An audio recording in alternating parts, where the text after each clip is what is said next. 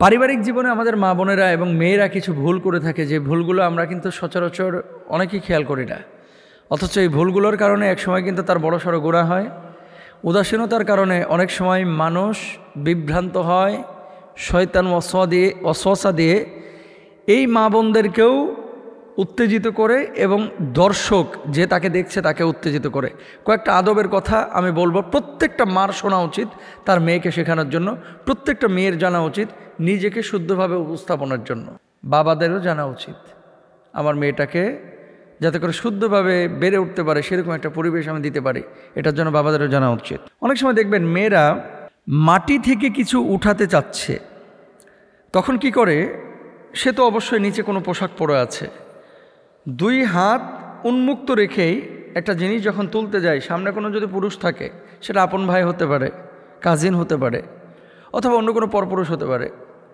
যেহেতু স্ট্রাকচারালি নারীদের কিছু পরিবর্তন আছে, যখন একজন নারী এভাবে হাত দিয়ে তুলবে বুকটাকে না ঢেকে, তখন কিন্তু তার লজ্জাস্থান অথবা ইন্টারনাল কোনো অঙ্গ উন্মুক্ত হয়ে যাওয়ার সম্ভাবনা থাকে। এই জন্য প্রত্যেকটা মার খেয়াল রাখা উচিত, মেয়েকে এটাই শেখানো যে বাবা নিচ থেকে যখন কোনো জিনিস তুলবা, উঠাবা, অবশ্যই বাম হাতটা বুকের মধ্যে দিয়ে অন্যটা রেখে তারপরে এই জিনিসটা তোলার চেষ্টা করবা, যাতে করে অঙ্গের প্রকাশ না ঘটে। 2 নম্বর, পুরুষের সামনে কোনো নারী পায়ের ওপরে পা তুলে বসবেন না, যেটা এখনকার মেয়েদের একটা ফ্যাশনে পরিণত হয়েছে। বিশেষ করে যদি বোরকা পরা থাকেন অতটা খারাপ বোঝা যায় না, কিন্তু কেউ জিন্সের প্যান্ট পরে অথবা এমন কোনো চিকন চাকন পোশাক পরিধান করে যখন পায়ের ওপরে পা লাগে এভাবে বসতেছে, তখন কিন্তু তার নিচের অঙ্গ এটা প্রদর্শিত হয়ে যাওয়ার সমূহ সম্ভাবনা থাকে।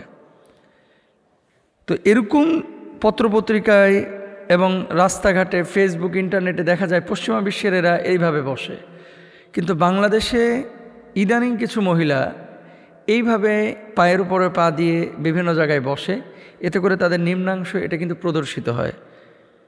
এবং আকার আকৃতি এভাবে যদি বুঝে পর্দাহীন কোনো কাজ আপনি করেন, তাহলে কিন্তু এটা আপনার জন্য গুনাহ হবে এবং কবিরা গুনাহ। তাহলে কি করতে হবে, মেয়েরা এইভাবে 2 পা কাছাকাছি মিলিয়ে বসবেন, এইভাবে বসবেন, 2 পা পাশাপাশি রাখবেন, পায়ের ওপরে এভাবে দিবেন না, এভাবে বসবেন গুছিয়ে, এভাবে জড়সড় হয়ে। এটা নবীজি সাল্লাল্লাহু আলাইহি ওয়াসাল্লাম এভাবে বসতে বলেছেন, এই ভুলটা করবেন না।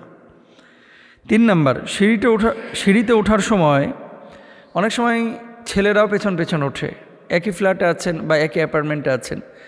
তো মেয়েদের যেহেতু শারীরিকভাবে একটু পরিবর্তন আছে, কিছু জায়গা আছে উঁচু, কিছু জায়গা আছে নিচু।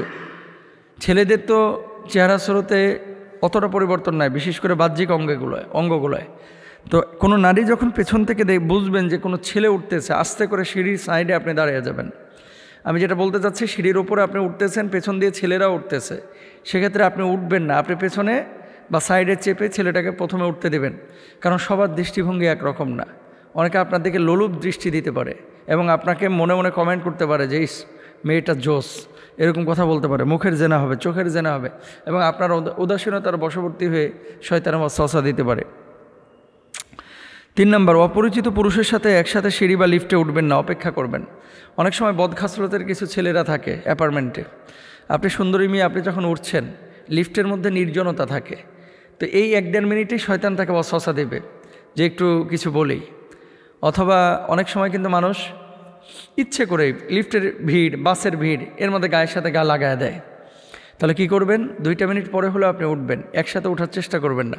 হ্যাঁ, যদি সেফটি থাকে, লিফট অনেক বড়, এক কিনারে আপনি দাঁড়াইছেন আর এক কিনারে এসে দাঁড়িয়েছে, কোনো সমস্যা নেই। 5 নম্বর, মুচকি হাসা অভ্যাস করুন, কখনো উঁচু আওয়াজে হাসবেন না। মেয়েদের ভিতরে এই গুণটা একেবারেই কম, খুব কম মেয়েদের মধ্যে আছে, দেখবেন যে যারা খুব নীরবে শুধু মুচকি হাসি মারে। না, যখন আড্ডাবাজি করে বান্ধবীদের সাথে অথবা কাজিনদের সাথে হ্যাঁ হ্যাঁ হ্যাঁ করে এমনভাবে হাসে, মানে 3 কিলোমিটার দূর থেকে হাসির আওয়াজ পাওয়া যায়, এরকম একটা ভাবসাব, এরকম একটা অবস্থা। না, এরকম কোনো কিছু করবেন না। দেখেন, মেয়েরা হচ্ছে যত লাজুক, যত পর্দার মধ্যে থাকবে, যতটা নিজেকে সংযত করে রাখবে, এই মেয়েদের মধ্যে আল্লাহ তাআলা তত বেশি নূর দিবে, তারা ইবাদত করে স্বাদ পাবে, চেহারার মধ্যে নূর আসবে ইনশাআল্লাহ। 6 নম্বর, চাচাতো বা খালাতো ভাইয়ের সাথে মুসাফাহা করবেন না। অনেক সময় এটা এখন ফ্যাশনে হয়ে দাঁড়াইছে। হ্যাঁ, দেখা হওয়ার পরে এক্সকিউজ মি বলে, তারপরে সালাম দিয়ে মুসাফা করে। না, কাজিনের সাথে হাতে হাত রাখতে পারবেন না। খালাতো ভাই চাচাতো ভাইদের সাথে হাত মিলাইতে পারবেন না, ফ্রেন্ডদের সাথে অনেকে হাত মিলায়, অনেক মেয়ে, না করা যাবে না, হারাম, এটা জায়েজই না আপনার জন্য। পুরুষের সাথে কথা বলে অনেকে দেখা যায় যে কাছাকাছি মিলে যায়, এই গায়ের সাথে গা লাগে আছে তারপরে কথা বলতেছে, খালাতো ভাই মামাতো ভাই, এই ঘেসে মানে এখানে মাথা দিয়ে প্রেম যারা করে এরকম একটা আচরণ করতেছে, গায়ের সাথে ঘাড়ের সাথে গলা মিলিয়ে কথা বলতেছে, এগুলো করবেন না। পুরুষের সাথে কথা বলতে হলে শারীরিক দূরত্ব বজায় রাখবেন, নিকট আত্মীয়দের সাথে সীমারেখা বজায় রাখবেন যেন খারাপ কল্পনা তৈরি না হয়। রাস্তায় বান্ধবীদের সাথে হাসি ঠাট্টা করবেন না এবং একটু নম্রতার সাথে চলবেন। ঢ্যাং ঢ্যাং ঢ্যাং ঢ্যাং কিছু মেয়ে দেখবেন ফ্যাশন করে পা দেয় এখানে একবার, একবার এখানে, এখানে এখানে, এখানে এখানে, বোঝেন নাই, মানে সোজাভাবে যে আল্লাহ পা তৈরি করছে এই সোজা পা দিয়ে হাঁটতে চায় না, প্রতিবন্ধীর মতো এরকম এরকম করে স্টাইল করে হাঁটতে যায়, এরকম আছে। এগুলো করবেন না যাতে করে আপনার বাহ্যিক অঙ্গের প্রকাশ ঘটে। আল্লাহ তাআলা আমাদেরকে বোঝার তৌফিক দান করুন। ভারতের বিশেষ করে পশ্চিম বাংলা এবং বাংলা ভাষাভাষী এই অঞ্চলের মিডিয়াগুলো এত মিথ্যা ছড়াচ্ছে, এমত অবস্থায় অনেক মুসলিম এদের মিথ্যা সংবাদগুলোকে প্রচার করছে। কোনো মুসলমানের জন্য যাচাই বাছাই না করে এই যে অমুসলিম বিশেষ করে উগ্র হিন্দুদের মিথ্যাচার ছড়ানো, এটা কোনো মুসলমানের জন্য জায়েজ আছে কি না, ভেরি ভেরি ইম্পর্ট্যান্ট। তাকান আপনারা, এই যে দেখছেন একজন সাংবাদিক কয়েকদিন আগে অ্যাক্সিডেন্ট করেছিল, ওই যে মিনমিন মিনমিন করে কী যেন বলে, খালি লাফায়, এখানে যায় ওখানে যায় ওখানে যায়, আর মানে বাংলাদেশ নিয়ে ওনার যে গবেষণা, আরে বাবা রে বাবা, এদেশে আসলে উনি যখন সংবাদ পড়ে আমি ওনার যে নিউজগুলো দেখেছি বিশ্বাস করেন আমার মনে হয় যে ইবলিসও হাসি ধরে রাখতে পারে না, ওনার নিউজ দেখে ইবলিসও মনে হয় হাসে।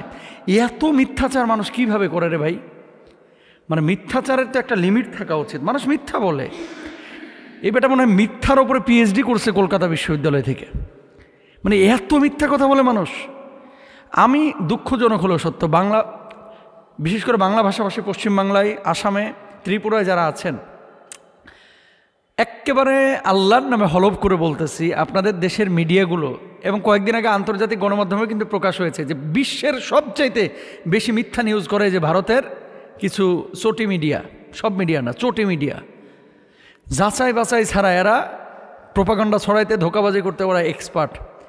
এবিপি আনন্দ আর একটা নিউজ মিডিয়া, ওরে ভাই আজকে দেখলাম নিউজ করছে যে বাংলাদেশে নাকি হিন্দুরা বাইর হইতে পারতেছে না। আরে বদমাশের দল, আমাদের মাহফিলে হিন্দুরা এসে বসে থাকে, আইসা দেখ।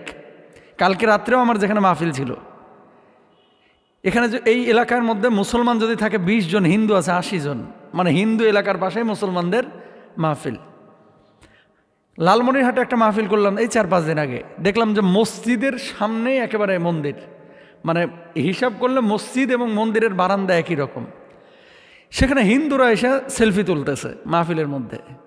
আর তোরা নিউজ করতেছিস যে বাংলাদেশে মুসলমানদের এই মানে মুসলমানদের এই পরিবেশে হিন্দুরা নাকি বাড়িতে বাইরে হইতে পারতেছে না, মানে কত বড় জঘন্য মিথ্যাচার মানুষ। আচ্ছা, হিন্দু ধর্মে কি এগুলো আছে? হিন্দু ধর্মে কি এগুলো আছে যে এরকম মিথ্যাচার করা? ভাই আপনি সত্য কথা বলেন। হ্যাঁ, কালকে রাত্রে আমি আলোচনা করেছি, রাতের অন্ধকারে মন্দিরে হামলা করা এটা ইসলামের শেখানো কোনো বিষয় না, এটা কাপুরুষতা। এই কাজগুলো যারা করে এরা কুলাঙ্গার, এটা সঠিক মুসলমান না এরা। হিন্দু বৌদ্ধ খ্রিস্টানদের অধিকারের ব্যাপারে আমরা শুরু থেকেই কথা বলি, সোচ্চার থাকি। 5ই আগস্টের পরে যে পরিস্থিতি তৈরি হয়েছিল অস্বীকার করতে পারবেন? 16 বছরের স্বৈরা শাসকের আমলে কিছু হিন্দু ভাইয়েরা এমনভাবে তাদের সাথে মাখামাখি করেছিলেন এবং ছাত্র আন্দোলনের বিপক্ষে তারা অবস্থান নিয়েছিলেন। 5ই আগস্টের আগে যদি যে ক্ষোভ জন্মেছিল, 5ই আগস্টের পরে মাদ্রাসার ছাত্ররা, হুজুররা যদি মন্দিরগুলো পাহারা না দিতেন, হয়তোবা যারা মানে দুষ্কৃতিকারী এরা হয়তোবা সমস্ত ধর্মের এই যে উপাসনালয়গুলোকে ধ্বংস করে দিত। সেটা করেন নাই। সাইফুল ইসলাম আরিফ ভাইকে হত্যা করা হয়েছে। যেই ধরনের রিয়াকশন বা রিয়্যাক্ট আসার কথা ছিল, যদি রিয়্যাক্ট করা হতো কি হতো? বাংলাদেশে রক্তের বন্যা বয়ে যেত। ওই যে ফরিদপুরে 2 জন মাদ্রাসার ছাত্র মানে শ্রমিক, এদেরকে হত্যা করা হয়েছে। মানে প্রথমে ছিল মাদ্রাসার ছাত্র, পরবর্তীতে রাজমিস্ত্রির কাজ করত, মুসলমানকে সন্দেহ করে হত্যা করে ফেলা হয়েছে। তদন্ত করে বের হলো যে আসলে ওরা মন্দিরে হামলা করেনি, মূর্তিতে হামলা করে নাই। কিছুদিন পরপর দেখবেন মাঝে মাঝে নিউজ হচ্ছে যে অমুক দলের লিডাররা মন্দিরে রাতের অন্ধকারে হামলা করেছে। এরা পরিস্থিতি ঘোলাটে করার জন্য নিজেরা ওই যে আগে বাংলা সিনেমায় আপনারা দেখতেন না ছোটবেলায় যে পরিবারের সদস্য আরেকজনকে খুন করে ফেলাইতেছে আরেকজনকে ফাঁসানোর জন্য। আমরা গোয়েন্দা সিরিজে এরকম পড়েছি যে নিজের কাছের মানুষটাকে শেষ করে ফেলতেছে আরেকজনকে ফাঁসানোর জন্য। এমন ঘটনা কিন্তু বাংলাদেশে ঘটেছে। তো আপনারা এই যে নিউজগুলো যারা ছড়াচ্ছেন, আপনারা কি দেখেছেন যে কখনো ওরা এসে এখানে তদন্ত করতেছে? এই যে আমাদের সমাবেশগুলো, পল্টন বলেন, বড় বড় কনফারেন্সগুলোতে একজন হিন্দু সাংবাদিক আপনারা দেখেছেন? মানে ভারতের কোনো চ্যানেলের, এরা সাংবাদিক থাকে না, আসেও না, কিন্তু নিউজ কেমনে পায়? নিউজ আসলেই এরা যাচাই বাছাই করে না। কোনো মুসলমানের জন্য দেখেন আল্লাহ তাআলা কি বলছেন, ইং জাআকুম ফাসিকুম বিনাবাইন ফাতাবায়ানু আন তুসিবু কওমান বিজাহালা। কোনো ফাসিক যখন আপনার সামনে কোনো নিউজ প্রকাশ করবে, খবরদার যাচাই বাছাই ছাড়া কখনো কোনো নিউজ আপনি শেয়ার দিতে পারবেন না, আলোচনা করতে পারবেন না। আল্লাহ আমাদেরকে বুঝদান করুক, এগুলো করেন না। আর ওই ভারতের ওই সমস্ত অমুসলিম কুলাঙ্গার যারা এই মিথ্যা ছড়ায় আমাদের এই সোনালি সুফলা সবুজ শ্যামল বাংলাদেশ নিয়ে, আল্লাহ তাআলা এদেরকে হেদায়েত দান করুক। নসিবে হেদায়েত না থাকলে আল্লাহ যেন আযাব দিয়ে ধ্বংস করে দেয়। এছাড়া আর কিছু বলার না। আল্লাহ বুঝদান করুক।